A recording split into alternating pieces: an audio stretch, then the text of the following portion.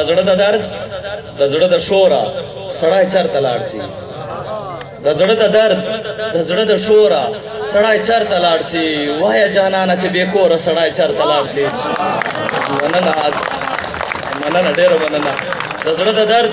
د زړه د شوره سړی چرته لاړ سي وایه جانانه چې بې کوره سړی چرته لاړ سي او خیام صاحب شعر د چې دلته خو هر سړی د خان د پښو خاپونه کښلی دلته کې هر سړی د خان د پښو خاپونه کښلی دلته کې ما غوندې نیمګوره سړی چرته لاړ سي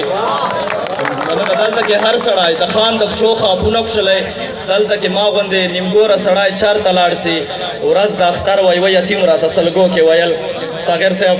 ورځ د اختر وه یوه یتیم راته سلګو کې ویل لږ راته ووایه بې موره سړی چرته لاړ سي مننه ورځ د اختر وه یوه یتیم راته سلګو کې ویل لږ راته ووایه بې موره سړی چرته لاړ سي فخره شعر د رفیع ورځ د اختر د زه منم چې د خوښي ورځ ده خو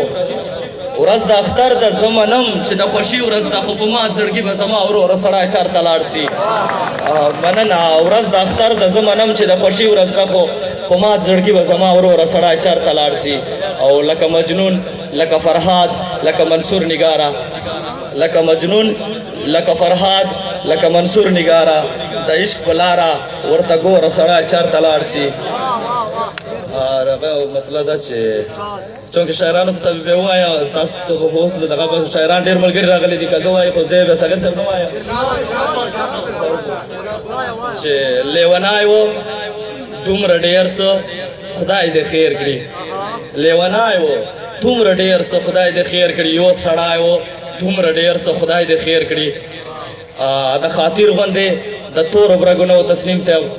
د خاطر غوندې د تورو برګونو شینوګای و دومره ډېر څه خدای دې خیر کړي د خاطر غوندې د تورو برګونو شینوګای و دومره ډېر څه خدای دې خیر کړي او یو حسین ده بل مالک د سرو او سپینو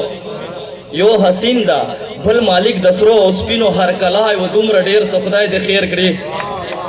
مننه یو حسین د بل مالک د سرو او سپینو هر کلای و دومره ډېر څه خدای دې خیر کړي ورته ویلې غرسنای و مګر بیا ها صاغر صاحب ورته ویلې غرسنای و مګر بیا هم میړنای و دومره ډېر څه خدای دې خیر کړي په ارمان یې که د صبر ژلی وشوه په ارمان یې که د صبر ژلی وشوه خو شپونکای و دومره ډېر څه خدای دې خیر کړي په ارمان یې که د صبر ژلی وشوه خو شپونکای و دومره ډېر څه خدای دې خیر کړي نن مې صبر میوه ولي د زړه ستړی نن مې صبر میوه ولي د زړه ستړی خندنای و دومره ډېر څه خدای دې خیر کړي یو بالول و